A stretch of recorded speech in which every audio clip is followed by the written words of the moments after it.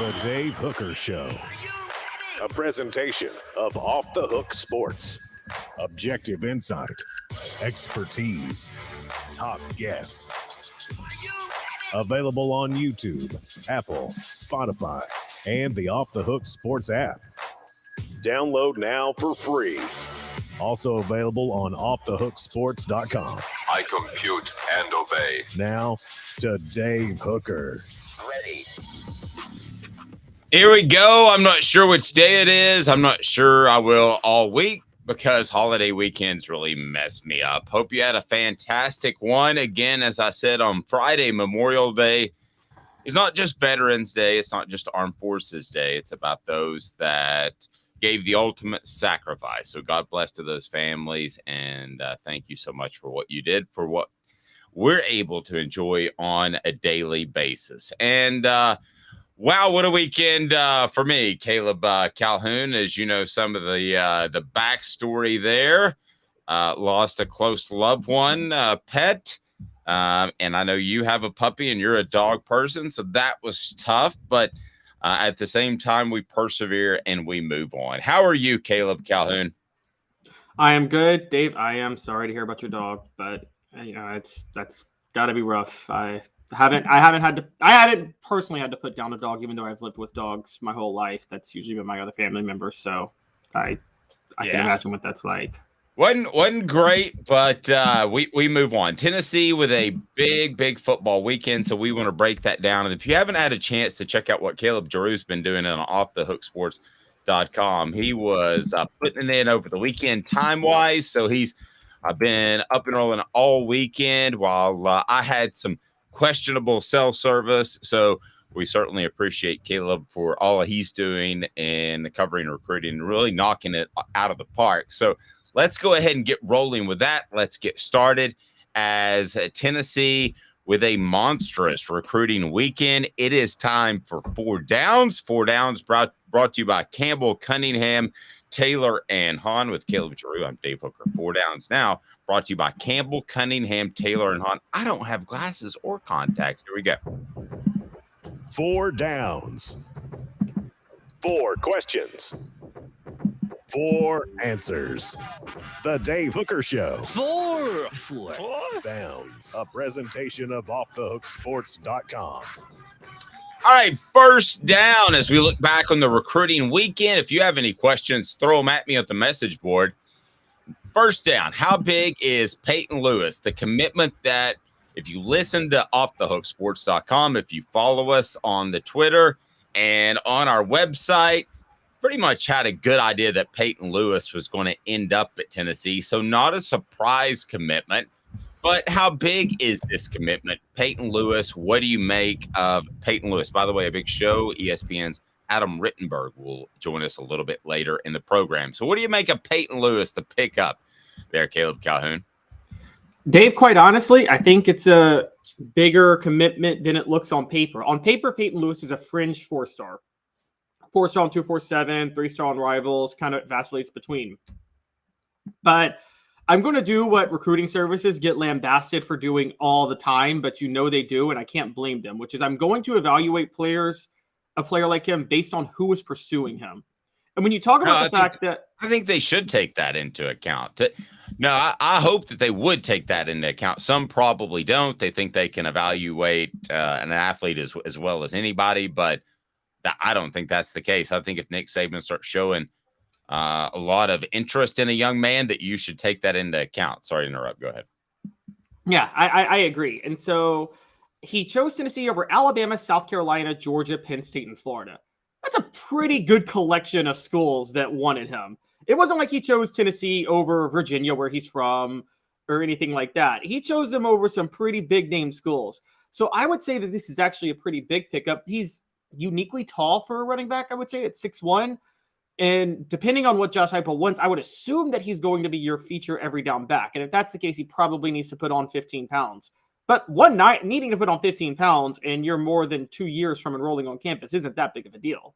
So that you got plenty of time to put that on with summer workouts. So I think this is a great pickup for Tennessee. Honestly, I think it's a very underrated pickup. I think when you look at, again, every school on there is in the top 10 in recruiting this year, except for Florida, I think. But I think Florida's right fringe top 10. So I think this is a great move for Tennessee to add Peyton Lewis.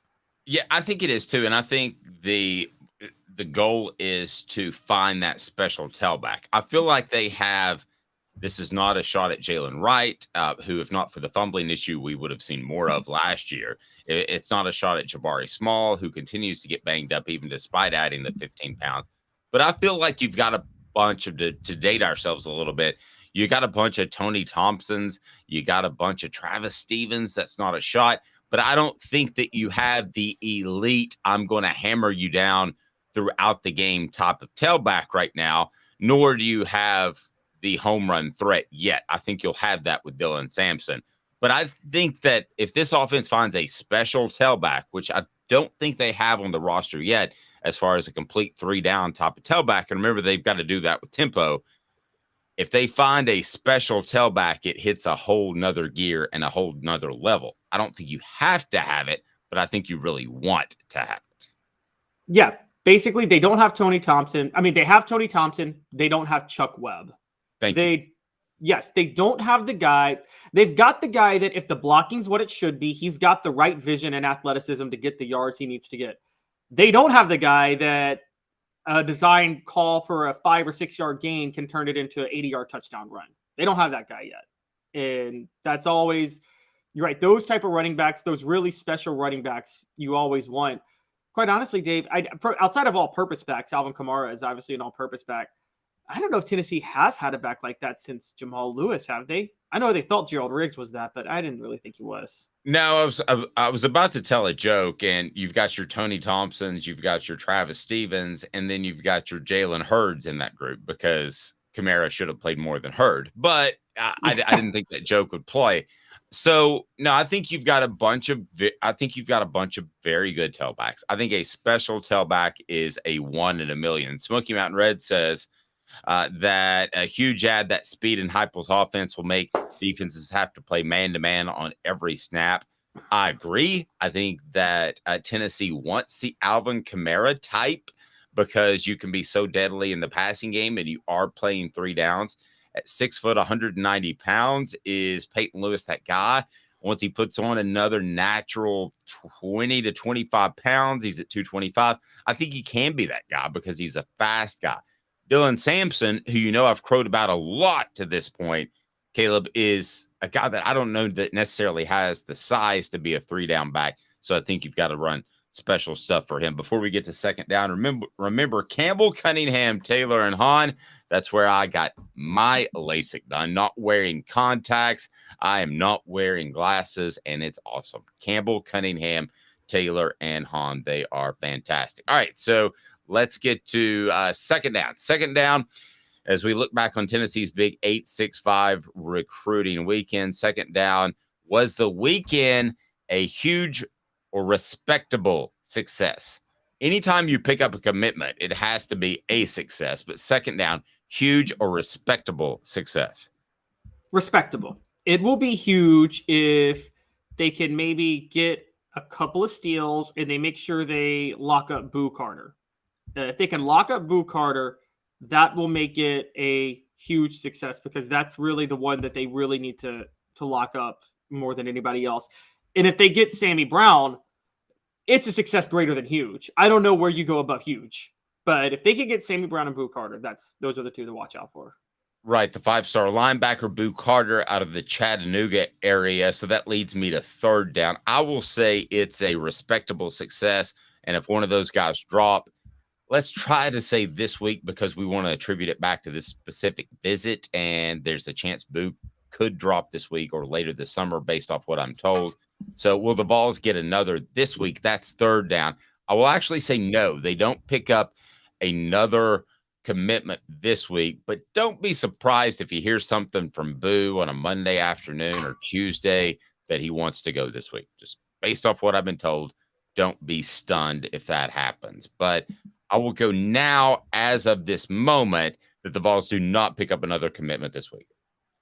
I agree. And the biggest reason I agree is because the surest lock on this list, Edwin Spillman, who also might, I think, be the most overrated on this list, but that's a different story. But the surest lock on this list wants to take all his official visits before he commits, and that's not going to happen until the summer.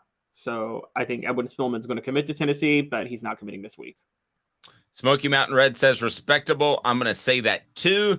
I think if Boo drops on a Monday afternoon or a Tuesday, then I think that would make it a very commendable and huge, monstrous success. Sammy Brown, I just get the feeling that's a long play. Let's go fourth down, next get. I think you and I agree. If it's going to be anybody, it's going to be Boo Carter, right? Yes. If it's going to be anybody, it's going to be Boo Carter. Unless Boo Carter decides to drag this out, at which point, like I said, Edwin Spillman will be it. But I think Spillman's committing the minute he takes his last visit. He's going to commit to Tennessee next week. But let me tell you my thoughts real quick on Boo Carter, okay? First, I'm going to tell you Campbell Cunningham, Taylor Hahn. Campbell Cunningham, Taylor Hahn. I'm not wearing glasses. I'm not wearing LASIK. They're absolutely local, and they're incredible. Other eye offices will fly people in from Florida. You won't even talk to them. They called me on a Sunday night and just say, hey, how's it going? That's Campbell Cunningham, Taylor, and Hahn. They have the local individual vision centers as well, but when you need LASIK or you need cataract surgery for your eyes, Campbell Cunningham, Taylor, and Hahn, they've got it all. So check them out, Campbell Cunningham, Taylor, and Hahn. I'm getting a weird vibe from Boo Carter. I'm just going to be honest, that he's enjoying the process a little too much. That this is dragging on a little too much. I think he's going to end up at Tennessee. He has every right to take his allotment of official visits and take his time. But the simple fact is we're kind of at a scenario here where it's looked like Tennessee for a long time. So if not, why not pull the trigger? You had the transfer last year from high school to high school. It kind of feels like this could get a little bit interesting, and then maybe he's enjoying the process a little bit. Thoughts on Boo? I think he is, but is that a problem? I've heard of a lot of athletes who enjoy the recruiting process and they're still committed. I mean, you get free, you know how much you get free travel and a bunch of free stuff. I do the same thing, quite honestly. That's fair. I mean, you would like for a guy, if he's going to end up at your school, to go ahead and commit early, right? So that you get the momentum from it. But it's not necessarily fair to ask them to do that. So we felt like we had a question. Yes. So the shocking question is, given how much we know on the inside about this, the schools have to know more. So why are the schools willing to give him so much if they're pretty sure he's going to Tennessee? So your implication is you think he's really good? Well, no, what I'm saying is, why are the other schools so? Yeah, that's my implication, because they're working really. It seems like they're willing to go all out with these when they host him, knowing that Tennessee's a significant favorite. I feel like my understanding of recruiting is you don't really waste your time hosting, going all out with athletes are probably committed elsewhere. That's why I would argue it's a little bit disconcerting, because he could be telling other schools he's very much still in play. So yeah, I'll just throw that out there. I think that he ends up at Tennessee, but it's gotten to the point where it would be a bigger loss than a bigger get at some point, because his name's been on the forefront of recruiting for so long that if Tennessee were to lose him, I think it would be a monstrous negative. If they get him, it's pretty good. And I'm not trying to undermine his talent whatsoever. It just seems like this has gone on for quite some time. So Boo Carter, we'll see. He was there over the weekend. This is a group of guys that were already committed, like the Merklinger kid, and they're kind of recruiting each other, or they're on the verge of committing. So I think that's why you saw Peyton Lewis go ahead and drop. And then a change on Tennessee's roster. We didn't really see this one coming. At least I didn't. We will get Caleb's thoughts. What the H? What the? What was he thinking? Release the hounds. The Dave Hooker Show. Keep cool. A presentation of offthehooksports.com. So we have a young man entering the transfer portal, one that I did not think would happen. What can you tell us about some movement in Tennessee's football roster, Caleb Calhoun? Yeah, so defensive lineman Deshaun Terry has entered the portal. He had 6 tackles for a loss over the past 2 years, 3 sacks, 35 tackles. Has been a pretty solid rotational linebacker. He transferred to Tennessee from Kansas, was one of Josh Heupel's first transfer signees when he first took over, and now he's in the portal. I think he was a solid rotational player. He's the type of rotational player you want, but I think this is a sign of the success Tennessee is having at defensive line among other players more than anything. I think what happened was DeJoun Terry, I think he realized he was going to be the odd man out after spring ball. I think he waited until now because I think they say you're not supposed to do this. I believe they do. I believe kids do this. I think that he was taking my advice and making sure that he had a landing spot before he decided to pull the trigger and enter the portal. And so my guess is you're going to see him land somewhere pretty quickly after this. Yeah, and it may just be Kansas, right? Could he end up at Kansas? Back at Kansas? Yeah, I mean, I've already seen that possibly perpetuated by a Kansas website that wants that to happen, but I guess that's a possibility. He doesn't, to me, have the pedigree just to open up the door, and obviously doesn't have the pedigree to call Alabama or Georgia, right, and say I'm coming, or Ohio State, Michigan, any of those schools. But could he call? Does he have the gravitas to call a Kentucky or a South Carolina? Or I'm trying to think of another team that's kind of on the verge of competing for a national championship. I don't think he's we call it anywhere, somewhere, nowhere guys. He's a somewhere guy. I don't think he's an anywhere guy that could just call up anybody and say, hey, I'm showing up in Tuscaloosa, right? I agree. He's a somewhere guy. Dave, you've talked about him a lot, and we haven't seen him take that next step, but we've talked about his potential. Could this be a sign of Elijah Simmons finally being what we think he can be? It could be, but if it is, you bring up that point. It's a great point. It could be Elijah Simmons, but here's the other thing: do you ever have depth on the defensive line and offensive line with the transfer portal? I mean, there are guys. I mean, there was a time where Albert Haynesworth was depth. I know that sounds crazy right now, but he wasn't the first guy to run out on the field, and being able to play extensively in a backup role helped him become one of the greatest defensive tackles of our generation at one point. But he was depth at one point. So if I'm a school, if I'm a coach, I look at this guy in particular in Terry, and I think that's the guy you don't want to lose, because by the end of September, if a guy goes down or he plays at a high level, he could be your starter. Yep, Billy Ratliff played in place of Jeff Coleman as our Celebrate 98 series goes on, and we've got a lot of people lined up this week. Billy Ratliff played in place of Jeff Coleman at times because Jeff was the older, more established player. Billy Ratliff doesn't make that play against Arkansas if Jeff Coleman doesn't look over and say, Billy, I need you to step in here. I'm gassed. So that's the part that concerns me. You want at least 4 defensive tackles, more like 6 to enter the season in the SEC, because a couple of guys are going to fall by the wayside injury-wise. Dave, I think they have that. I think they have 6. I'm going down the roster now. Let's just name even without Terry. Even without Terry. Okay, so let's name the go-tos real quick. There is Karat Garland, the experienced veteran of the group. There is Amari Thomas, the potential superstar of the group. Let me get what Hank Kingsley thinks about all these guys. Yeah, so if they're ready to be starters or they're ready to be productive players, by the way, here we go. Hey now. Both those guys are. All right, and then here's third, also ready to be a starter, Bryson Eason. Hey now. Agreed. So we're already halfway there. All right, let's just name the other guys that we're talking about that could be on here. Tyree West. That's a barely hey now. Hey now.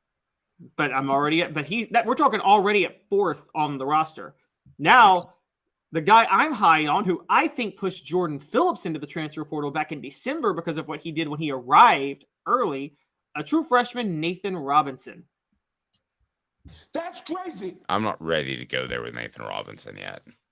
You're not ready to go there with Nathan Robinson. You may change my mind in 3 months, a year, or whenever, but I'm not going there yet. That you would look at him and say, it's Alabama this weekend, Simmons, West, these other guys are hurt. You got to start. I mean, they have to fit that mold. It's not just taking snaps. So what you're saying is we're still stuck at 4 then. Okay, I'll go 5. Arizona State transfer, Omar Norman Lott. Hey now. I'll give you that one. All right, they have 5. So they may have 6. Also, They may have 6. They have 5. All They right. may have. I'm not even done. Elijah Simmons. Oh, you didn't even mention Simmons. All right. Maybe a little optimistic, but we'll see. Adam Rittenberg joins us next. He knows more about the Big Ten than anybody I've ever seen in my life. That includes you, Herb Street. With Caleb Calhoun, I'm Dave Hooker. I love his work, and we'll talk to him here momentarily. Stay tuned. 2 minutes. He's Caleb Calhoun. I'm Dave Hooker, offthehooksports.com. And Craving Wings South North Shore location, where we've heard people say that you can get the best wings in East Tennessee. Pero ¿quién es este? El número 87, Jacob Warren. I'll just do 6 in my sauce 87, please. Imposible, señorita. Dale 6 más. Look at these wings. Perfectas, deliciosas, fantásticas. Man, I don't know what you're saying, but it sounds awesome. How do you say fresh, never frozen in Spanish? Frescas, nunca congeladas. Make your way to Craving Wings and get you 6 más. But what was funny about Kate is we were a full continuum of care at that time. We had detox, we had inpatient, we had outpatient. So we were doing a lot of the things that we do now. But now we just do them so much better. It's really a simple program, but we're complicated people. I am what I am, and now I got to do something about it. You can take your life back. Call Cadis today. Got cataracts? We can fix that. Never miss another moment. With a little help from Doctors Campbell, Cunningham, Taylor, and Hahn at cctis.com. Do you want to own the more that owns every job? Then get to Vassey Lawn and Garden in Cleveland and get you a Toro. I'm David Vassey, here to talk to you about Toro. With a Toro Zero Turn, you'll get more out of every minute and you'll reach the finish line faster. At Vassey's, we like to say, no matter if you're mowing 3 acres a week or 11 lawns a day, homeowners and business owners alike find confidence in equipment they can trust from top to bottom. Vassey Lawn and Garden, Highway 60 North in Cleveland. Man alive, it's worth the drive. Our family has been creating jewelry since 1986, each piece unique with a story all its own. I'm Rick Terry with Rick Terry Jewelry Designs. I'm a jeweler, and I want to be your jeweler. We're grateful that you chose us to be Knoxville's best jeweler. My family and staff look forward to serving you. So please come see us. Kingston Pike and Campbell Station Road in the heart of Farragut and downtown on Gay Street, right next to the Tennessee Theater. A college football tradition like no other. Yes, sirree, boys and girls. Or a guy that just won't leave. Wow, that is sad. The Dave Hooker Show, YouTube, Apple, Spotify, and the free Off the Hook Sports app. A presentation of Off the Hook Sports. Back to Dave Hooker. Hope you had a fantastic holiday weekend. Again, we want to thank all of those that gave the ultimate sacrifice on Memorial Day. Remember, that's what it's all about. And just can't imagine what some families have been through over the years. So God bless to you, and thank you very much for your loved one's service and giving the ultimate sacrifice. I want to remind you that portions of the program are brought to you by Andy Mason, AndyMasonRealEstate.com. He's got your home in Knoxville, best prices, best service in the biz. It's Andy Mason of AndyMasonRealEstate.com. You will love Andy. He's my realtor, should be yours, can save you thousands or tens of thousands of dollars. Adam Rittenberg from ESPN joins us now. Adam, how are you, sir? Doing great, guys. Thanks for having me. Hey, I do appreciate the time. So you got Tennessee fans riled a little bit last week. I think you may have seen our tweet where we tagged you.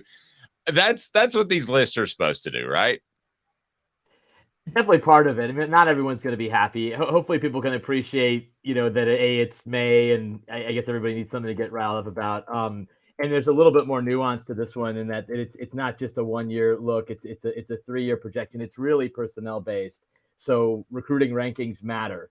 There's always debates about, how much do they matter? In this type of ranking, they do matter if you are recruiting at the nationally elite level. But I think Tennessee's in a great position offensively. They certainly lose a lot from this past season with those draft picks.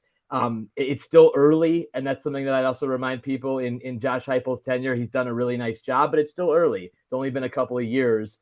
And teams can adjust to you. There's still a little bit of the prove it out there for Tennessee, but I think the program's in really good shape, and I think people will be happy with where Tennessee ends up in the team rankings, which I'm putting together right now. Oh, there you go. Nice tease. When does that come out? I think it'll come out either end of next week or the following week. It's more of a programming issue on our end, but the piece is about 60% done. I've already done the Tennessee blurb. I can't tell you where it's going to be, but I think fans will be pretty happy with where the Vols end up. All right, good stuff. So you've got the top 5 offensive power rankings, and a lot of people do these sorts of things, but explain yours, how it is more than just this upcoming season. It delves into the future. If you can kind of discuss how you came up with this idea and what factors into that. Yeah, we've done this for a few years across sports at ESPN.com, especially in the ESPN Plus space. And it's a 3-year projection. So it's having a lot of starters returning is great, but if all of them are seniors, you're looking at a major reset in this case for 2024. If you have a lot of starters coming back who are going to be there presumably through the 2024 or maybe in some cases 2025 season, that can certainly help your cause. But then it goes to the recruiting rankings. It goes to the transfer portal, how well you've done in those areas. That also factors into where teams end up. So, again, an offense that is senior laden and a team that isn't recruiting that well, you might be a little less bullish on that particular unit versus one where there's a track record of success, head coach, quarterback, guys going to the NFL, and then they're also doing well in both the traditional recruiting areas, but also in the transfer portal. So, for example, Florida State has done really well in the portal the last couple of years, and they've taken a step up offensively with a lot of guys coming back from last year's unit, which was pretty good. So, that's an example of a team that wasn't even ranked last year. That's ranked, I think it was 10 or 11 in the offense rankings, and will probably end up around the same in the team rankings this year. And there's something you alluded to that I wanted to back you on, because the headline, when somebody sees that Tennessee's not high up on the ranking, they're going to freak out after the season they had. But, somebody I spoke to within Tennessee's athletic department said after this year, because of what they lose and the dependence on some Jeremy Pruitt guys and dependence on the transfer portal, that next year, I think 2024, when people have that kind of circled as the maybe national championship run, this person actually had the opposite take. He said that's when it gets dicey because of some of the linemen they lose. I'm sure you looked into that as well. Right. Yeah. And again, people naturally, their eyes go to quarterbacks, and we do one of these specifically for quarterbacks for that reason. Quarterback position, I'm not going to ever minimize the importance of that spot and having insurance if, your starter doesn't play well or goes down with injury. Tennessee's in a pretty good spot from a quarterback standpoint. But the offensive line is huge. And, that's where I know you guys raised valid criticisms. And again, I'm here to take all of them. But, you look at what Georgia has done on the offensive line. It's an elite offensive line operation. Alabama, elite offensive line operation. Michigan's won the Joe Moore Award the last couple of years. And so you just have a little bit more confidence maybe at this point in Josh Heupel's tenure. That's not to say in a year we're having a different conversation, that Tennessee will be able to reload year after year and be an elite offensive line to run an elite offense. Those other programs are just a little bit more established at this point. And that's a critical spot because it's overlooked too often. There's just certain programs that have great reputations for offensive line play. Notre Dame is one of them. Notre Dame's trying to pick up in other areas. They've nailed the offensive line. Michigan has taken a major step forward as far as their offensive line play. Penn State, one reason why they are so bullish on this season and feel like they can contend for the Big Ten and the college football playoff is they finally figured out the offensive line. That was a spot that was lacking considerably. James Franklin went through several O-line coaches. They just couldn't get that spot right. If health holds, they should be one of the better offensive lines in the Big Ten this year. Florida State, the team I just mentioned, I did a story on this a few years ago. They may have been the most underperforming position group in the country, O-line, for a while. That's why they went through all those coaches, and they were just a disaster. They have now, thanks to Alex Atkins, Mike Norvell, gotten to a place where they feel pretty good about their O-line spot, this year's group, future groups, recruiting portal. They're able to bring in some good players on the O-line. So that's a critical spot. It's a good question. So, Adam, to the issue with Tennessee, I totally understand your point about the offensive line, and I'm going to name a couple of schools. You just named one who I think we feel safer saying they're going to have a better offensive line in the next couple of years in Tennessee, or they're more likely to. They're at least more sure. However, with the quarterback issue, how do you reconcile Tennessee having beyond Joe Milton, Nico Iamaleava, versus Alabama, who right now looks really, really desperate at quarterback? They don't look like they have their guy. And also versus Michigan, who, yes, I know they got Jaden Davis, but Jim Harbaugh doesn't really have the best track record of getting the most out of five-star quarterbacks. So comparing that, how do you reconcile putting those two ahead of Tennessee with that issue? Yeah, I think the Alabama one for sure is a valid concern, because in the immediate, there's certainly a bit of red flags going on in Tuscaloosa. That's why you bring in Tyler Buckner, who's far from a savior. He's a guy that has a lot of talent, but still has to avoid those multi-interception performances and got to stay healthy. And I don't think he was going to beat out Sam Hartman this spring at Notre Dame. Their recruiting is still pretty good behind him, even if the two quarterbacks who competed this spring don't pan out. They have other guys who might be a Nico. You just don't know. We don't know if Nico is going to be Nico yet. That's a little bit of the unknown. Certainly Tennessee in the immediate has a better quarterback situation than Alabama. Michigan's an interesting case, because you're right that over the course of Jim's tenure there at Michigan, they haven't been great at quarterback. I think they certainly took a step last year with J.J. McCarthy, and there's a pretty good chance he plays 2 more years before turning it over to Jaden Davis. I think he's going to be a really good quarterback, with the right type of development going forward. Will he ever be a top 10 pick? Maybe not, but I think he can be a very, very good college quarterback for Michigan the next couple of years. The other thing to keep in mind with, I would say, both Michigan and Georgia is that when those offenses are rolling, with the way they dominate the line of scrimmage, it's so easy to be a defensive player with those offenses. I saw them play. I saw Michigan against Penn State last year run for more than 400 yards and just overpower a unit that's pretty darn good, that had a couple of players selected in the NFL draft. They were no match for Michigan. So that style of offense, when it's rolling, is almost more effective than the up-tempo, score a bunch of points, because of what it does to your defense. So that's a little bit of a down the list factor to me. But I just think that when you have an offense like Michigan's was for much of last year, not all of last year, and they still have steps to get better, but a unit like that can average over 40 points and dominate the line of scrimmage and dominate time of possession, that does wonders for your defense and makes it really hard for anybody to beat you. So, Adam, I've got a little bit of old school, new school to me. Back in the day, if you got a transfer, I'd give it less than 50-50 of sticking, because usually that young man had an issue at his previous school. Now with the transfer portal, maybe he just wants to play more. He could be a choir boy that with incredible athletic ability. He just wants to play more. But when you do these lists, how much do you weigh the success or lack thereof of the transfer portal? Because still, if you're an upper echelon type of team that's competing for championships, if you basically crap out on one of these transfer portal cycles, you could go from an 11-12 win team to an 8-win team, I would think. So how do you weigh that? I have no idea how you would even go about that. Yeah, it's a great question. I think you have to look at the program and their track record with recruits. And that's where I think Tennessee fans should be really excited, because you saw Hendon Hooker was on the trash bin at Virginia Tech. His career was over. There were questions about his toughness. And then he comes out and becomes a record-setting quarterback at Tennessee and a perfect fit for Josh Heupel's system.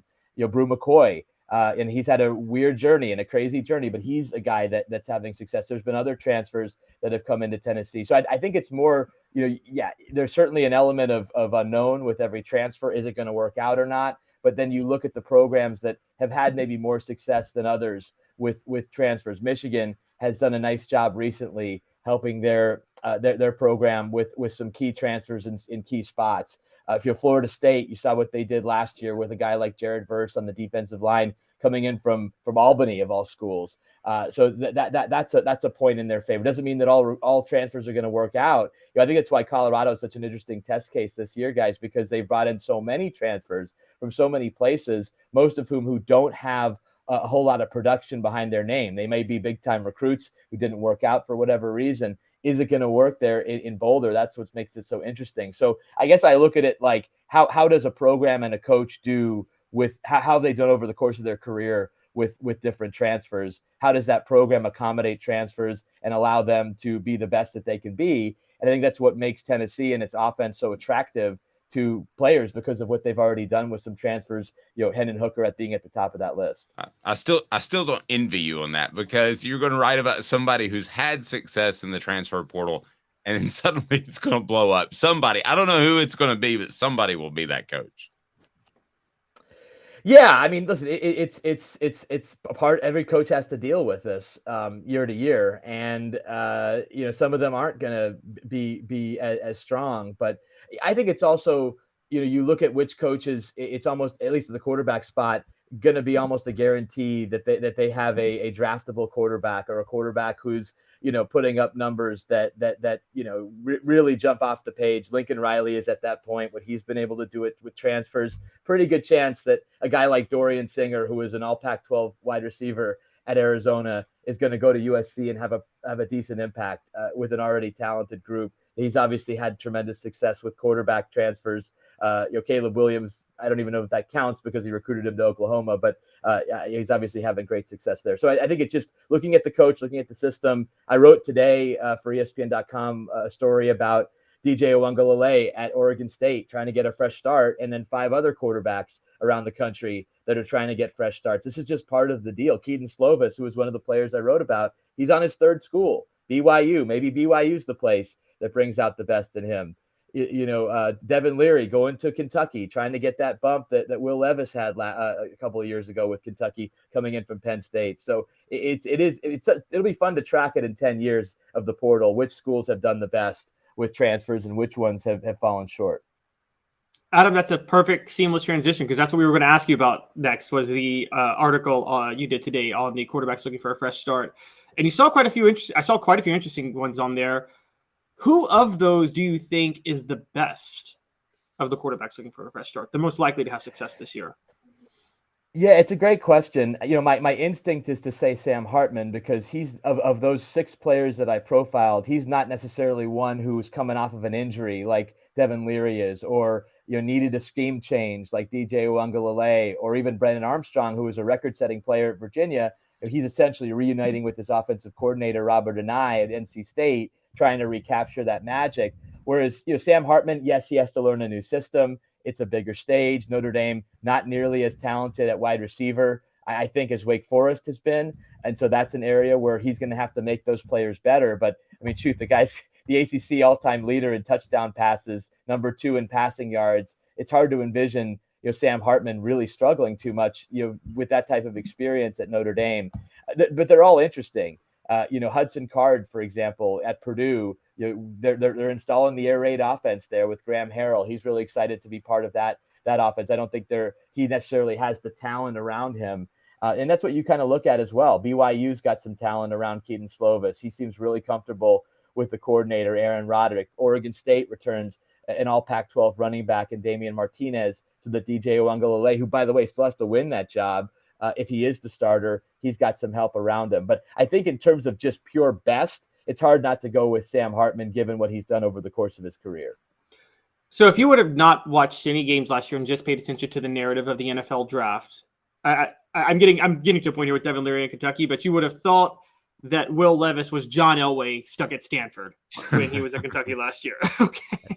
And Dave and I talk a lot, like, we didn't see that. We thought Will Levis was a cause of a lot of their problems, quite honestly, last year. Do you think SEC teams should maybe fear Devin Leary even more at Kentucky? Is he because I think he might be better than Will Levis. I don't know what you think. Do you think he could be a real big threat to the rest of the SEC East? He could be. Now, there's a couple of factors here. Will Levis thrived when Liam Cohen was the offensive coordinator, and then Liam left last year for the Rams. Now he's back. That certainly is in line to help Devin Leary. I think the issue at Kentucky is, will they have the offensive line to allow Devin to be at his best? That offensive line for Kentucky had been a staple of theirs. I know their coach passed away a few years ago. It was a horrible situation. They did not seem the same to me. That doesn't absolve Will Levis and some of the mistakes that he made last year, because I agree with you. There were times where he was the reason that Kentucky was underachieving. I was there preseason, guys, and there was so much optimism around Will Levis. I remember talking with Mike Stoops coming off the practice field one day, and he was, he's obviously been around for a long time. He was just saying how that is one of the best college quarterbacks he's ever seen. And so some of it's on him, some of it's on the O-line, some of it's on the other pieces around. But in talking to Devin Leary, I think when healthy and when protected, he can be a really effective player, and it's really an interesting player to watch. I mean, shoot, the SEC East quarterbacks, guys, are fascinating this year, because you now have Leary in Lexington, you have Joe Milton, and who knows, possibly Nico in Knoxville. You have Spencer Rattler back in South Carolina. Georgia's got a competition.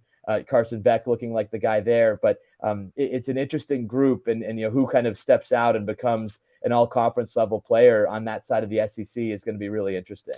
Adam Rittenberg of ESPN, we greatly appreciate it. Adam, we'll talk to you soon. You do have the quarterback transfer story that is out there. Anything else you want to tease moving forward? Well, yeah, just the team power rankings, which again are it's a combination of the three previous versions: quarterback, offense, defense, that we've done already. That'll be coming out relatively soon, and then we'll have some more Colorado coverage later on this month, as that story just doesn't seem to be going away. No, it's not. Thank you, Adam. I appreciate the time. Thanks, guys. Thanks for having me. Adam Rittenberg of ESPN, and his story on the quarterbacks makes me wonder at some point, and it's up, by the way. Does Tennessee have a concern in that they're relying so heavily on the transfer portal? Yes. I mean, let's not debate that. I pride myself in being honest and objective with the message board, but listen, you're going to head into next season, heading into the 2024 campaign, and you've lost a lot, particularly on the offensive line. So are you depending on the fact that you'll get two offensive linemen that have chemistry, that are able to compete at a high level? This is different than Alabama picking up a Jahmyr Gibbs to fill a hole. This is Tennessee right now surviving on the transfer portal to get a Thornton to replace what they lost in the draft. We could go on and on and on about guys that they have gotten, obviously the quarterbacks, and the portal, the Peely to hopefully do what Jeremy Banks was supposed to do last year, at least statistically, maybe not as an impact player. He's a different kind of player. But do you see where I'm going here, Caleb? I mean, Tennessee right now has to hit on 75 to 80% of the transfers they bring in to keep playing at a high level. At some point, I don't think that's sustainable, which leads you back to high school football recruiting. And we brought that up, and it sounds like a wet blanket for some people, Caleb, but it's the facts. That still is the most important thing, not the transfer portal. Yes, and that leads to, there's two things that make this crucial. This next month may be the most crucial recruiting month in Josh Heupel's entire career at Tennessee. I didn't know you were going there, but I don't think you're over speaking that at all. I don't think that's hyperbole whatsoever. Yeah, I agree. It's he has to build his class for 2024. Then if he does that, if he has the recruiting month that he needs to have, then they need one more transfer portal all season where they go buy a bunch of talent with NIL money and whatever. And then they'll be ready to go for 2024 because they'll be stabilized with the transfer portal talent and then this elite 2024 recruiting class. And then 2025 comes and they can recruit again pretty well. And the 2024 class will be ready to step in and start playing. I think usually elite, like particularly on average, a 5-star is almost always ready to go by his sophomore year, right? A true 5-star. Well, he should be, or he's probably at that point, you wonder if he's a bust. So, yeah, or a high 4-star like Justin Williams-Thomas last year, the running back, you began to wonder if he wasn't seeing the field, and there was talk that he could be redshirted, which there was early talk on that from what I was told. That was not a good sign. Sometimes you can get a really good sign beforehand. For instance, I mean, I would be able to tell you already if Nico were stumbling. He's not. He's not stumbling. So, but if you want to look back at the 2023 class that was signed by Tennessee, it is 10th if you want to use the composite ranking, but Nico obviously is the headliner of that class. So is a guy like Ethan Davis, who is a little bit more of, I do believe, a project. So is a guy like, I think Arian Carter is going to be really good, but David Hobbs, is he going to be ready for year one? Same thing with wide receiver Nathan Laycock. I don't think he's going to be ready for year one. I don't think he needs to be.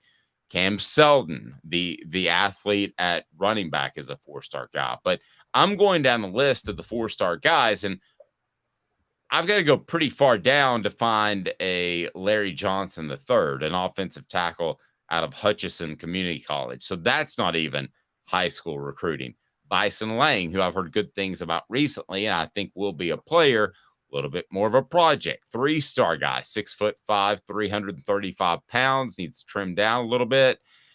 And then you get to the transfers pretty quickly. You also have Aiden Bussell out of Mount Juliet, but he's a 3-star guy. I mean, Tennessee needs to have 3 or 4 4-star guys that are committed on the offensive line each and every year. Caleb Calhoun. And you figure 2 of those will bust because the old rule in recruiting is 50-50. So you figure 2 of those will bust. So you walk away with 1.5, 2 good prospects each and every year, Caleb. That's where you've got to be, not depending on the transfer portal each and every January and May. Yes, exactly. You need 3 to 4. And for those who question my second-year rule, we always talk about the Georgia trio here at Tennessee in 97. They all emerged in 1998. That was their breakout year, was 98, after they kind of flew under the radar. But you're right. You got to get 3 to 4 4-star offensive linemen. And you're right. You know, no more than 2 of them being bust. I mean, I go back to you don't want to go back here, but Dave, you don't want the 2002 class with Brandon Jeffries, Rob Smith. I'm pulling it up now. Heath Benedict, all highly touted linemen. None of them, I don't think, ever saw the field, did they? No, Heath Benedict ended up being a player. He at another smaller school, and I want to say he passed away shortly before he was drafted. Really? I'm sorry. I should have. Yeah, no, that's fine. But he and Philip Fulmer didn't see eye to eye. Rob Smith ended up playing a good. Well, I mean, we could take any year, but if you want to take the years under Philip Fulmer, for instance, I guarantee you there was a player or 2 that contributed to the offensive line at a high level, and it was at the very least a 2-year starter in each and every one of Philip Fulmer's classes. I don't think that's a huge, monstrous statement, is it? And that's not going out on a limb. But there were offensive line heavy classes in which your percentages were so bad it caused issues. Like, okay, the class I'm bringing up now, the 2002 class. Heath Benedict, Michael Munoz class. Where's the Michael? No, that was a 2000 class. Okay. But this one had 4. It had Heath Benedict, Rob Smith, Brandon Jeffries. None played for Tennessee, and then Cody Douglas, who I do think played for Tennessee, but I don't think he ever lived up to his 4-star billing, honestly. And you can't miss. Put it this way: you can't miss on all 4 linemen when they're all 4 and 5 stars in one class. No. That'll set you back. No, and I don't want to get into the recruiting rankings every single day, but they're going to get boosts and they're going to get stars by certain publications. So I'm going to tell you if a guy's really a 5-star or really a 4-star, or if he's actually a 4 or 3.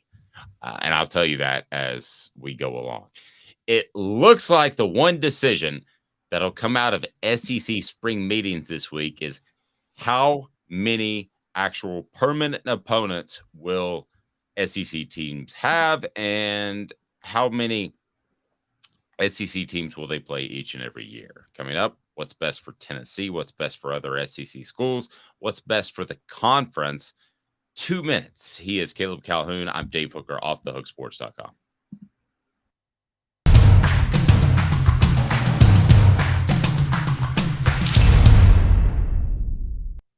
Don't forget to check out our Celebrate 98 series. Coming up, we'll have the Travises, Travis Stevens, and Travis Henry. Back with you in 2 minutes. Sun, sand, and salt water, the beach is a very relaxing place. Unless you wear contacts. Ow! Open your eyes to the best the beach has to offer with LASIK vision correction from Campbell Cunningham Laser Center. Ah. Hi, Mike Davis here with City Heating and Air, reminding you to always dare to compare. Our team provides quality local heating and air service, installation, and maintenance across East Tennessee. We use only the best equipment like American Standard heating and air conditioning for your residential, new construction, or commercial needs. Honesty, dependability, and customer satisfaction have been the cornerstones of our business since 1961. City Heat and Air. Dare to compare.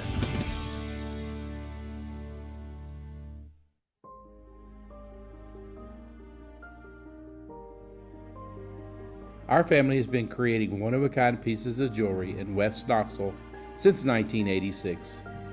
Each piece is a combination of unique processes that bring your idea to life. Every day in our shop, a truly special item with a story all its own is being manufactured in our facility, bringing the history and family sentiment into a whole new generation of life. We're grateful that you chose us to be Knoxville's best jeweler, a title that we value and respect. Because to me, being a jeweler and owning a jewelry store are not the same thing. I'm Rick Terry, I'm a jeweler, and we want to be your jeweler. Kingston Pike and Campbell Station Road in the heart of Farragut, and downtown on Gay Street right next to the Tennessee Theater. When you want a hard cider that's easy to enjoy, one that's crafted to perfection, you need Tennessee Cider Company. Some say it's the signature cider of the South. Others say it's the cure to your craving. They all say you'll savor every sip. With a selection of ciders free to sample, all it takes is one taste. Visit tncidercompany.com for more information, as well as to shop our ciders and merchandise online. Thirsty yet? Doors open at 10 a.m. Who's this guy? Hello, who is it? The Dave Hooker Show, Who? a presentation of Off the Hook Sports. What? YouTube, Apple, Spotify, and the free Off the Hook Sports app. Back to Dave Hooker.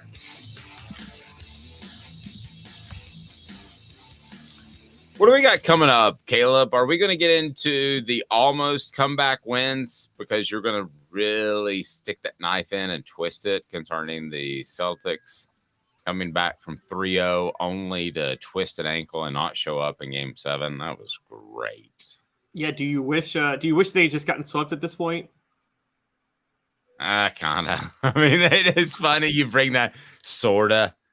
Because, I mean, the plan was I wasn't supposed to. We took a long weekend for my anniversary. The plan was we were going to get up early and on Tuesday morning and drive home. And then when I heard of Game 7, well, I wanted to watch 7 with my son on Memorial Day, right? Hoofed it out of there, and at one possession, Jason Tatum turns his ankle, and I knew that it wasn't happening. There's a debate on Michael Munoz. And I don't know why that's suddenly cropped up as a great offensive lineman for Tennessee. I thought he was very good. I thought without the Munoz name, he was just good. I didn't think that he was great, but there seems to be a lot of people that think he's great. And yes, Rocky Top Tom, Travis Henry is coming on. All of them are coming on. And I will tell Travis that he's the man. He's the man on the Celebrate 98 series. But was Michael Munoz a great offensive lineman? No, No, I remember watching Michael Munoz, and you could ask my brother, who was a little bit older than me, was hardcore Tennessee fan, and just like I was, and he was frustrated that Aaron Sears wasn't playing over Michael Munoz earlier in their careers. And now the only thing I'll say is there is the intangible factor and the leadership factor, and Michael Munoz was a great leader of that offensive line. I mean, after he graduated after 2004, you and I both know how out of shape the offensive line got in 2005. And I think that's because they didn't have a leader like Michael Munoz on that team, on that unit right there. But so leadership, he belongs somewhere on the line as a starter. But yeah, look, I'm sure you saw the raw potential in Aaron Sears the minute he stepped on campus, didn't you? Yes. No, I mean, Aaron Sears was a dog. I mean, he was one of the best offensive linemen that's ever played under Philip Fulmer, and that's saying a lot. So, I mean, he was very, very good. Michael Munoz was a good player who had degenerative knee issues early on. By the way, Mr. Jones asking if T. Martin is coming on. Yes, he is. So we've got a lot to get to on that, and we may have an announcement of another publication coming out shortly if I can ever get my ducks in a row. Thank you, Caleb, for helping out on that. By the way, what are you sporting? Like a Miami Vice type jacket? Is that what's going on? No, it is kind of a Miami Vice jacket with a old Hollister shirt. I have now canceled Hollister because the Abercrombie & Fitch CEO was just really, really mean and you know. Wow. Look at your man. Okay. But I got this before I found out he fat shames teenagers. Oh, well, I didn't know that. I'm not even completely sure what that is. Fat shames. Okay. How does he do that through his clothes? That's a whole nother discussion. What do people need to do? Jacob Warren. What's up, everybody? This is Jacob Warren asking you to like, subscribe, and share. Dave needs this. He does. All right. It is time for today's tough question. And I want you, the message board, to be incredibly interactive. If you're not, then I'm going to get very frustrated because this is what it's all about. Today's tough question brought to you by our friends at Craft Treats, crafttreats.com. Get the promo code 20% off with Off the Hook. Use the promo code Off the Hook. Get 20% off. Boom. Here we go. Today's tough question. Take a side. Take a stand. The Dave Hooker Show, a presentation of offthehooksports.com. D, I saw your post on the YouTube page, and I was about to respond to it during the show, but I have like a rule of not responding to it during the show. So, but I will respond to it. We've got 3 up right now of the Celebrate 98 series. We've got Jeff Coleman. Pardon me. We have Billy Ratliff as well. So we're off and rolling. Who's our third, Caleb? I can't remember. Like the worst. Eric Westmoreland. Yes, Eric Westmoreland. So this week I don't have my list, but we got the Travises, we got Steve Johnson, we'll have them all eventually. There are 3 out there right now, D. So you're correct. All right, so 8 or 9 opponents, 8 or 9 SEC games each and every season. I want to go down the pros and cons of both.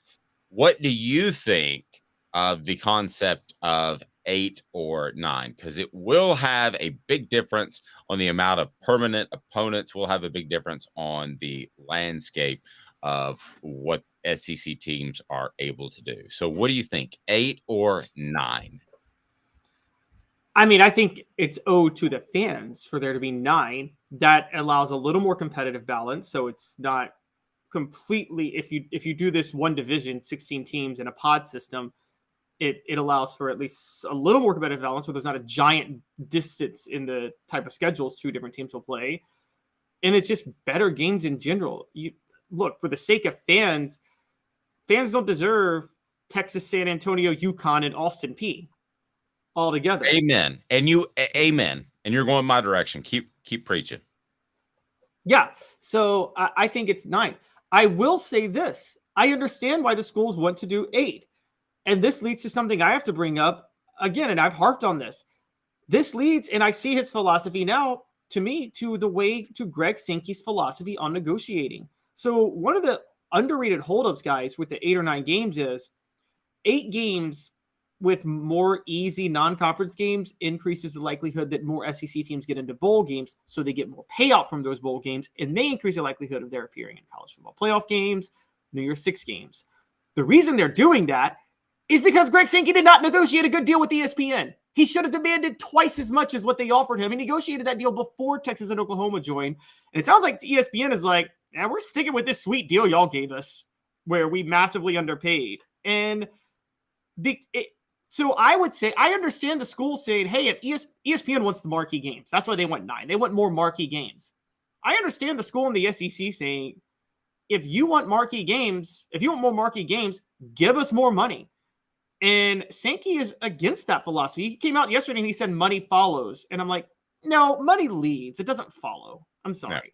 Here's exactly what you you need to think about with the two schedule models. And it's SEC spring meetings that are going on right now in Sandestin, Florida. An 8-game model would have members play one assigned SEC rival annually, plus 7 additional opponents that rotate in alternating years. A 9-game model would have members play 3 assigned SEC rivals annually, plus 6 additional opponents that rotate in alternating years. Here's the deal. You definitely want 9. And the reason you want 9 is a philosophical reason of that the SEC is going to be considerably better.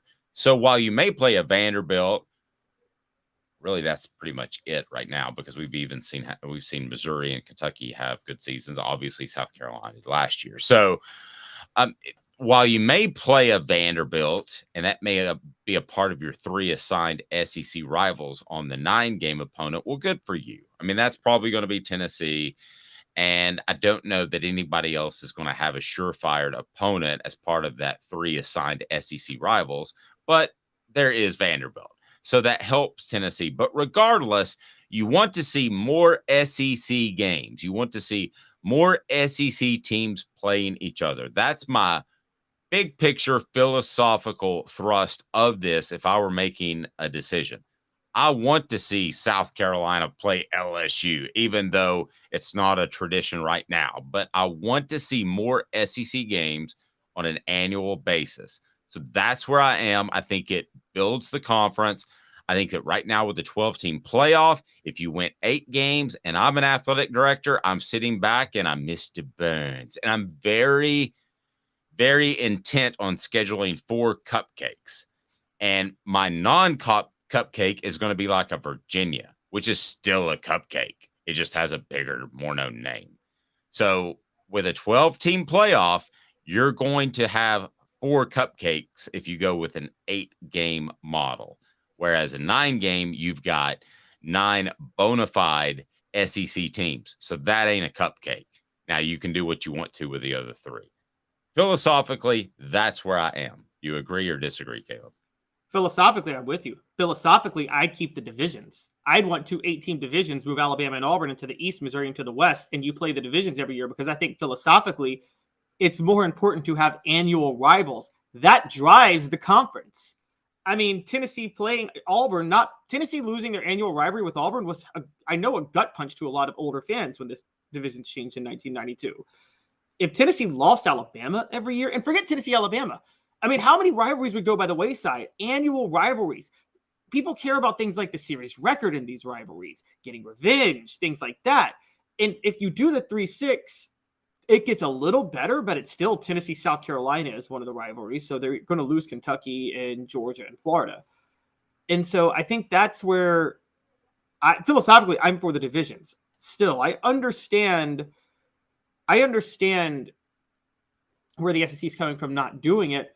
I will say I understand, but I would say that ESPN's got to pony up, man. This is too good of a deal for them. They should be willing to pony up more money. I'm not questioning that deal like you are, because I think the SEC's got something else in their back pocket. I don't think they make bad deals. And I think that they take into account the Marty and McGee show, for instance, talks a lot about the SEC.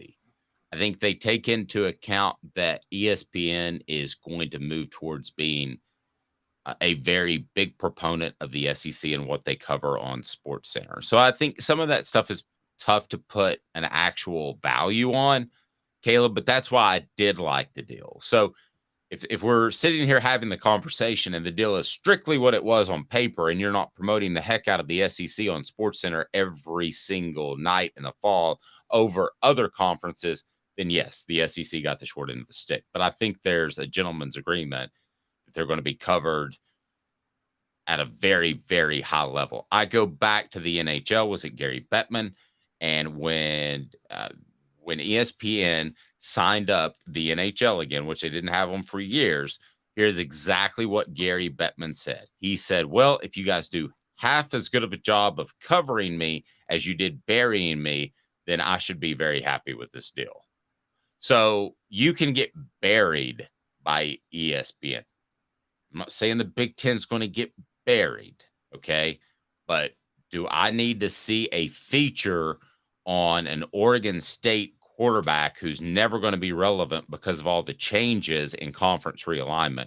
Or would I rather see a story on a linebacker at Kentucky that could mess up Georgia or Alabama or Tennessee's title run? I think that's what you're going to see. And that has some value to it that may not be actually on printed page, if that makes sense. That probably does. They still could have gotten probably $2 billion more out of the deal. Agreed. There's they didn't get the best deal. There's a happy medium somewhere between what you're saying and what I'm saying. Yes, because the ESPN they're going to be incentivized by that. You don't have to worry about the gentleman's agreement. ESPN is going to be incentivized to cover the SEC no matter what, because they spend all this money on the SEC. It's not like the NBA asked ESPN to overcover them, as we know they do. ESPN's like, we spent a lot of money on the rights to NBA games. We need to cover them to make sure people are watching. Okay, but that's worth something, right? I mean, what is that? That's kind of innate. I can tell you, I can sell you something. I can sell you a car for $1,000. But if I tell you, if you know me, okay, first boat I ever bought was from Mike Stoll, who played offensive lineman for Tennessee. There was a comfort there in knowing that if I had a little issue with the boat, I could call him and he would say, oh, here's what you do. The starter does this. You just have to replace that. So there is something there that's a partnership that is more than just the cash exchanged, right? Yes, I agree. But they still could have got $2 billion more. You run a publicly, I mean, you're an investor. So pretend you run a publicly traded company. Okay. Yes, you need your value and your brand to be good. You also need people to think that you're more valuable than you are, don't you? Yeah. I mean, yeah. Okay. That's the problem with the SEC. The SEC is what Greg Sankey is doing is making the brand second to none. Best brand in America. By far. One, you don't have to work that hard. It already is the best brand in America. And Greg Sankey is making that brand superb and amazing. But the thing is, if you're going to make the brand superb and amazing, you should have some negotiators to negotiate a superb and amazing deal.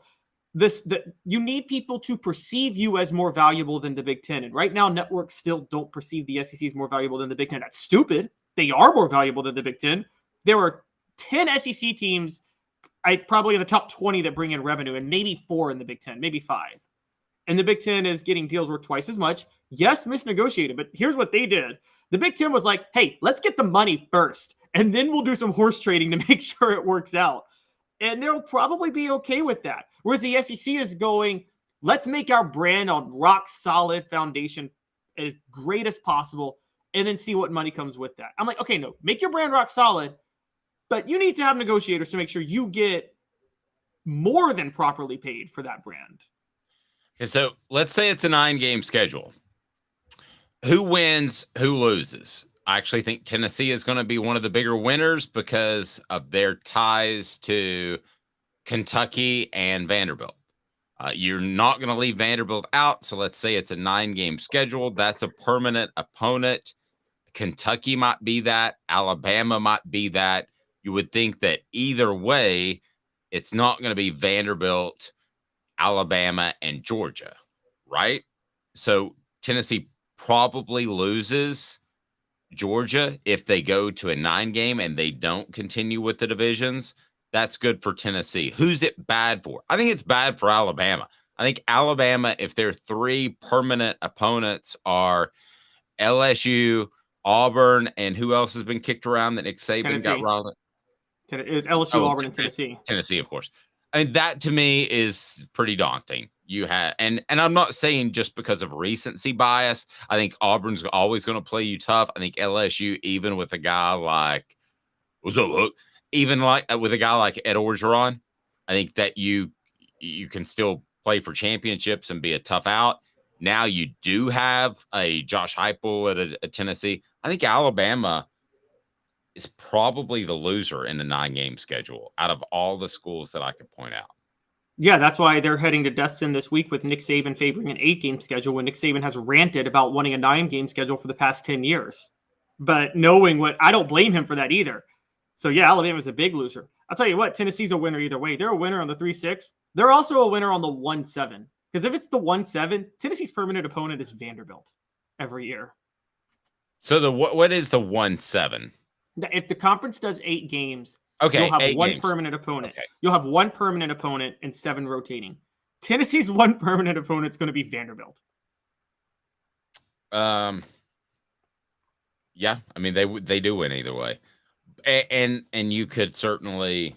I just don't want to see schools be able to be at Tennessee or anybody else be able to play 4 Patsies. I don't want to see 4 Austin Peays because I think if you go with the 8-game schedule, there's no reason not to do that from a pragmatic standpoint. Get in the playoffs, see what happens, and that's exactly what you're going to see. Well, yeah, not just get in the playoff, get to a bowl game because again, the payouts, the revenue from bowl games. And this is what the SEC is looking at this weekend. This is why I keep saying the deal with ESPN was relevant. Was there's an incentive now to make sure you maximize there. You know, there's payouts for conferences that put teams in the playoff, conferences that put teams in bowl games. By the way, I don't know if you guys know this, but this is a really big issue that they haven't figured out with the 12-team college football playoff yet. There's payouts to the conference per team that gets in the bowl games. What happens, Dave, when the SEC puts 4 teams in the playoff? The Pac-12 puts 1 team in. Like the SEC is getting 4 times the revenue for the playoff. That's going to be an issue that's going to be a sticking point for a lot of other schools. And the SEC is going to sit riding high on that. And that's another incentive for them to stick with 8 games.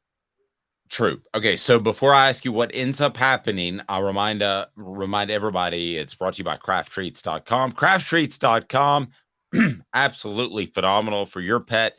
They can help with the arthritis issues. They can help with the social anxiety. They can also help with, how about digestive issues? Because they've got the CBD derivative in there, the chill pills. Go to crafttreats.com, use the promo code Off the Hook. The promo code Off the Hook, get 20% off. That's right, 20% off. And all you got to do is go to crafttreats.com. They have non-CBD treats as well, but use the promo code Off the Hook to get 20% off homemade, holistic, fantastic pet treats. So do they end up with 8 or 9? Who are the permanent opponents and how strongly do you feel?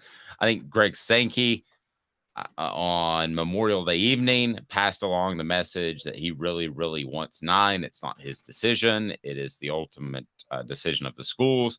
However, I think it's going to be 9, and I think that's where you're going to see it sit. And some people are going to get the short end of the stick. Some people are not. But I believe that it's going to be the 9, and I think Tennessee's 3 will be pretty simple.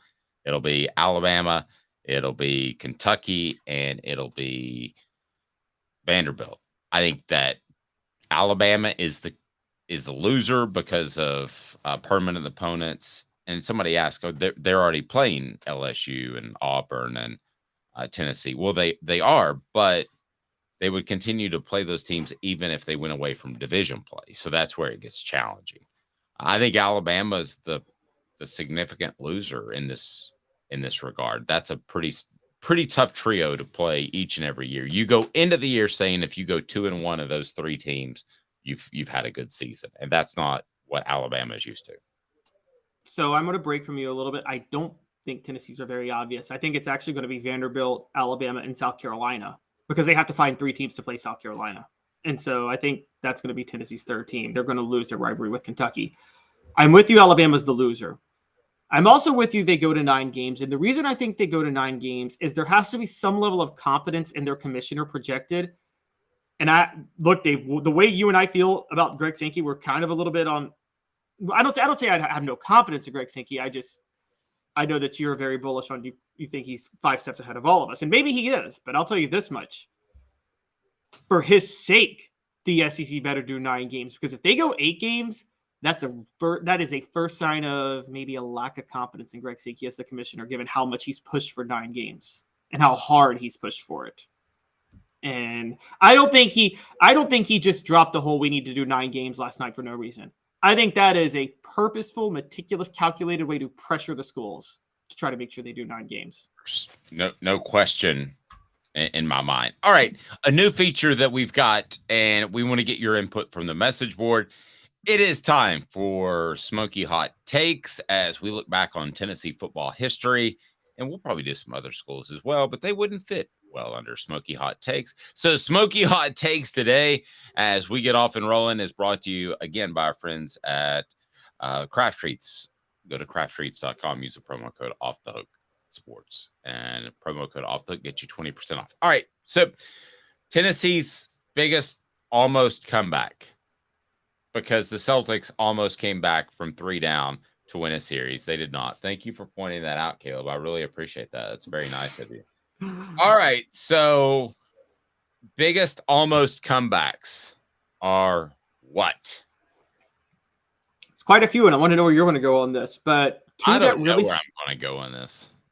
2 that really stand out to me are 2016 Texas A&M. Tennessee, if you guys remember, started off 5-0, had the Dobbs nail boot Hail Mary game. They had come back from 4 double-digit deficits, 2 3-score deficits against Appalachian State, Virginia Tech, Georgia, and Florida to get to 5-0. They're behind by 2 touchdowns to Texas A&M. They score, cut it to 1, and then Texas A&M has a first down. They can run out the clock, but their running back keeps running, and he fumbles the ball out of the back of the end zone for a touchback. Tennessee goes down to score, tie it up, and loses in overtime. Should have gone for 2 at the end of regulation, but Butch Jones was never smart enough to think that far ahead. So that's an almost comeback. The other one is 2003 Auburn, where Tennessee couldn't stop the run and couldn't run the ball and fell behind 28-7. And Casey Clausen honestly almost single-handedly led them back to win that game, but threw an interception late. Okay, I'm going to go way back. All right. This is not a huge, monstrous comeback, but I'm pretty sure they were down. How about James Banks in that Georgia game? Yes. He played quarterback, and that was the game that cost them Chris Leak. You and I talked about it recently. They weren't down by a tremendous amount, but I just thought that they were not even in the same class as Georgia, given a quarterback issue because Casey Clausen was hurt. And James Banks, to me, kept them in that. They had the ball down about 4 points, I believe, on in Georgia territory, and they ended up stalling there. So, to me, they felt like they were down, and maybe you can pull up the box score as far as how far they were down. I remember that specifically. You're right. They were down 18-0 in the fourth. Okay, so they're down 18-0, and they almost pulled that game out. It would have been one of the most painful Georgia losses in the last 25 years during my career, basically. It would have been one of the most unexpected wins in Tennessee football history when you have to go with James Banks running the ball around like a crazy person and really not completing much except for design throws and flat passes, and they just didn't throw down the field a lot. It was an extended running game when they did throw the ball. So that would be the one that they almost pulled off. But it's weird. It was their costliest almost comeback because they almost came back because Banks played so well and CJ Leak went out there first that it cost them Chris Leak and probably threw off their recruiting for the next 3 or 4 years because that was the plan. Yeah, so, it was a domino. A huge domino effect, yes, Caleb. Led to the 05 disaster and at quarterback. No, you're right. That's a good one. That's a really good one. 2000. Yeah. So the one I brought up. Here's the other funny part about that. Would they have been better off just to play, as far as the program, just to play CJ Leak, lose by 20 points, and get Chris Leak as your next quarterback? Oh, I think so. I mean, particularly when you lost out, unless you were trying to make James Banks happy for his future, and you lost out on James Banks anyway because he wouldn't put the work in. So, I think you knew you were going to lose out on James Banks eventually. I think that was the one chance for him to have a major impact on Tennessee's football program. Yeah, yes, that's probably true. Oh, it's funny. 03 Auburn, the one I brought up was the year after. Another one. So a couple that stick out to me, Dave. Before my time, but you may remember this. It's not a big comeback in terms of numbers, but 1990 Notre Dame, the year before the miracle at South Bend, where I was at that game. Remember Carl Pickens recovers the onside kick. They're driving, and Andy Kelly just throws a late interception. Yeah, Andy should have put some more touch under that ball. And he completed one where he threw a low profile on that very same route, threw a low profile pass early in the first half, and he thought he could repeat it. And if I remember correctly, the Notre Dame safety read that correctly. I was at that game strictly as a fan. My stepdad took me, and I don't think I'll ever be at a football game, a college football game, where there was more talent on the field. Now, that led to the miracle at South Bend the next year. But if you go back and look at the talent that was on that field, I still remember just a nice little toss sweep to this guy named Rahib Ismail. And he went by the Rocket for a reason. And I remember being in an end zone with like the all 22 cam that coaches look at. And I remember seeing him catch the pitch, Caleb, and me thinking within 2 strides, I don't think they're going to get him to the corner. And they didn't. And he was, boom, fastest man I think I've ever seen on a football field, other than Jamal Lewis running the 40-yard time at his pro day. And he was gone. But if you go back and look, there were probably on that field that day 25 guys that made an all-pro team. Oh, that's funny you say that, because I will never forget somebody I watched an old documentary about the 90s and the Vols in the 90s, and someone narrated that game, and they're like, there were so many scouts at that game that it was probably one of the best games ever for scalpers, because it was probably one of the hardest tickets to come by relative to that time in college football history ever, because so many NFL scouts paid money to get into that game.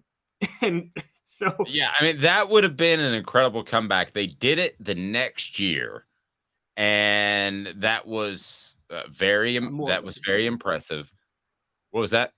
I said more legendary, 31-7 blocked field goal. Yeah, they do come back. So I'm reading Gene Wojciechowski, and this appeared in the LA Times.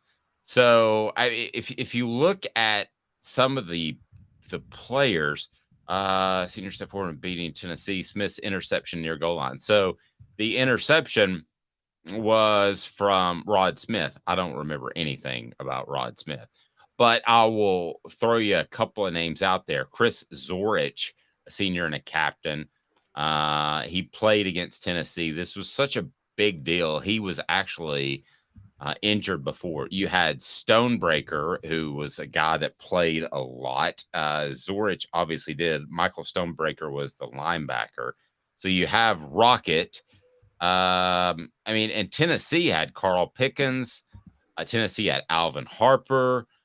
Tennessee had, there was the amount of talent on that field was absolutely insane, Caleb.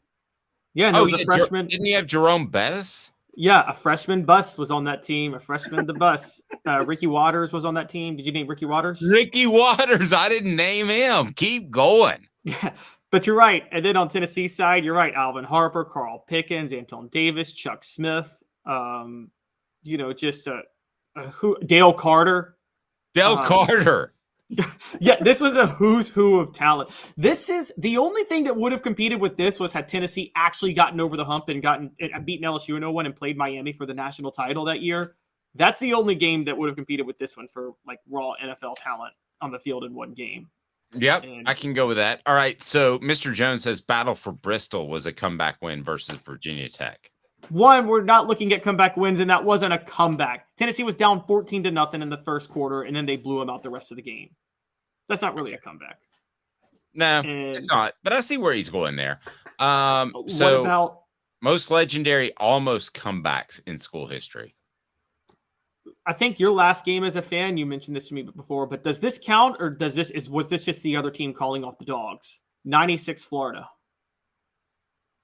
Oh, my last one was actually 98 Orange Bowl with Peyton's last game. But okay. 96 Florida, man, you just never felt like that game that they were actually going to come back. Did we? Well, did anybody? Tennessee fell behind 35-0 and lost 35-29. They scored a touchdown with 10 seconds left and almost recovered the onside kick for a shot at a Hail Mary. So I don't know if you really count that as an almost comeback, or if you think. I remember Bob Stoops came out because Spurrier had gotten a lot of heat for running up the score around that time. So I think just to stick it to the media, he decided to sit on the lead against Tennessee. And so, I'm with you.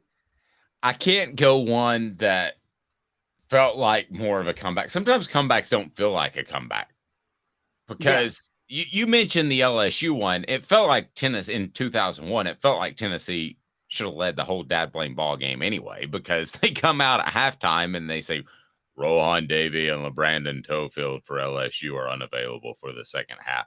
And that's when I immediately start, and Tennessee's up 14-0. So LSU obviously led because they won, but wouldn't have felt like a comeback to me. No, I agree. Yeah. No, the LSU comeback, funny enough, an almost comeback was the year before against LSU. I just thought of this. At LSU, when AJ Suggs brought Tennessee back. Remember that one? Yes. And then they lost in overtime. And they lost, and that was Saban's team that lost to Law Monroe. Louisiana Monroe. UAB, yeah. Because you know what they did to motivate the players? Because they're listen, Alabama football, you got a bunch of homers. Kentucky basketball, you got a bunch of homers in your media. Okay, those are the two. But then there are some that are kind of homers a little bit. And the Baton Rouge Daily Advocate running the picture of UAB the week before, waving their flag on LSU's campus when they upset the Tigers the day of the Tennessee game. Sorry, that was Homer media. Every LSU football player saw that on Saturday morning, that they're still running the old UAB pictures. They were ultra motivated. I saw that in my hotel room. I was like, uh-oh. So media was trying to motivate LSU, is what you're saying. Yes. Well, I mean, that was this game that it was a paper troll. A paper troll. We didn't have that back then. That was a paper troll. That was Nick Saban's emergence at LSU. A lot of people questioned the Nick Saban hire, particularly after that UAB loss. The win over Tennessee changed everything. And then the win over Tennessee the next year really changed everything. But, and then I saw on the message boards, another one you were at, Dave, an almost comeback, and would have been the most unlikely one. Mount Cody, 2009, Alabama. I thought about including that one as well, but it felt like a nip and tuck game. Well, remember, Alabama had the ball up 12-3 with 2 minutes left, and we thought they were going to run out the clock, and then Mark Ingram had his only fumble of the whole year. And then Tennessee scores a touchdown, gets the onside kick, and gets into field goal range. Just a bunch of things had to happen that you didn't think would happen for Tennessee to have the chance to win the game. And you and I disagree on this, but I still think Kiffin sat on the clock and tried to take the long field goal because he didn't want to shoulder any blame if he called the wrong play trying to get closer. Well, we don't disagree on the first part. He sat on it too long. Whatever the motivation, good Lord, we could be as clinical psychologists and neither of us would know the answer to that. I hope that person makes good money. Yes, but I saw him do that. Sorry. Go ahead. I saw Pippen do that a couple times. Like at Florida that year, I saw him play clock management just so he wouldn't lose by a lot, so he could sell something to recruits. If they were down 2 scores, then I will say yes, that would be number one. Because even if you beat Notre Dame in 1990, they were never down 2 scores to LSU in either of the games we discussed, were they? No, they were down way big to LSU. 2000, they were down 31-15, and they got 2 touchdowns and 2 2-point conversions in the fourth quarter with AJ Suggs at quarterback. But I'll take Alabama at Tuscaloosa that particular year as my number one. I forgot they were down 2 scores. So yeah, they were down 2 scores. Smoky hot takes. There you go. Tennessee's biggest almost comeback is. Do we agree, or are we agreeing on this, Caleb? Alabama 2009. Are we going to go with that one? I can't tell if your shirt's Miami Vice or more likely, I don't know, the hip LA marijuana dispensary places. I'm gonna still go You're with the Woody Harrelson of the SEC. Oh my gosh. I'm gonna still go with 03 Auburn because that cost Tennessee the SEC East, where they were down 28-7.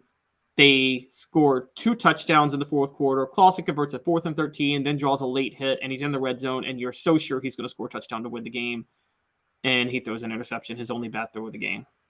Smoky hot takes. There it is. Be sure and comment below the biggest almost comeback in Tennessee football history. We'll have more from SEC Media Days throughout the week. Looking forward to that. He's Caleb Calhoun. I'm Dave Hooker. This has been a presentation